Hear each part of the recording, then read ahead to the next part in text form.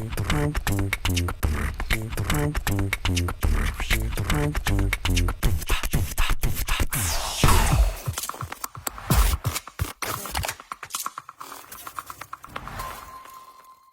we've also heard about election observers and political party agents. Pablo was asking that question earlier.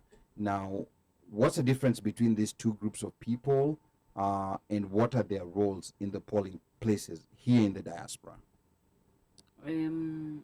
Let me start with election agents.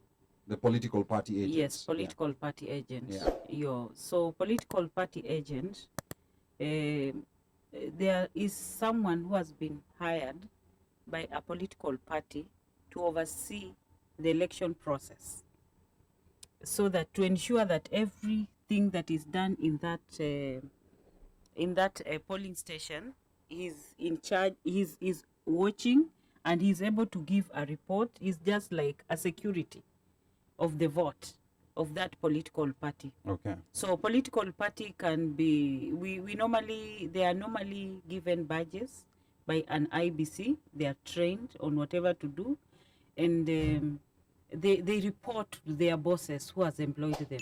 Sometimes we can have an independent person who is able. We can hire also an agent who will be there to oversee the elections. Okay. So they will be walking along from the beginning. And you see, even I've told you at the time when we have someone who cannot vote, an agent can be there to oversee. An agent plays the big role in ensuring that everything they do is, they will have, at the end, they will have to sign the form to ensure that even the vote casting and the vote counting was done well.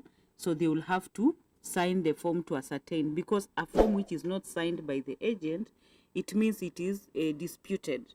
So they are like the security of the person who has employed them, who wants to become the leaders.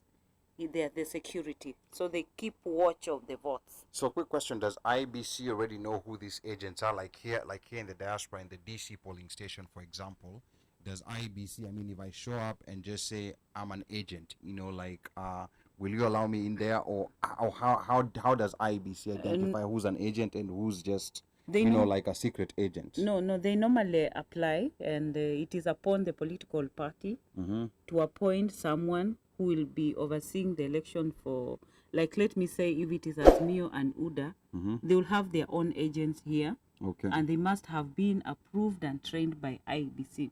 Oh, wow. So they will apply online. Nowadays we have online. They will be trained, and they will be given a badge to show that they are agents. Okay. So nobody else can become an agent unless you have been approved by IBC. Your name has been submitted to IBC, and you have been given the badge and allowed to access the polling station as an agent. And as we speak right now, as we are closing in on the election, is IBC still doing those trainings, or is that window closed? Yes, it was doing, the training is still ongoing. Okay. And maybe it has been communicated through their parties to submit the names of the agents. Okay. We do not only have the agents, we also have the media. Okay. Yes, who are overseeing those elections. So it will now depend with the person or the political party who becomes their agent in diaspora.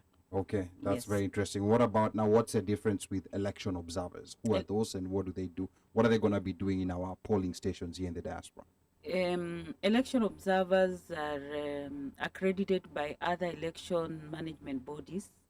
We can have election observer coming from European Union. We can have them coming from United Nations. We can have some coming from other election bodies, like in US here.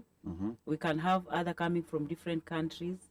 What they normally do, they come to, they work, they are looking at the law, and they are looking at what we are doing. Are we doing the correct thing? So they will work with us from the beginning until the end. Even during preparation, we have had them coming to observe. During referendum, they are there. During by-election, they are there. So they work with us so that at the end of the election, we shall have a post-election evaluation report, and election observers will be able to prepare a report identifying the gaps they have noticed during elections.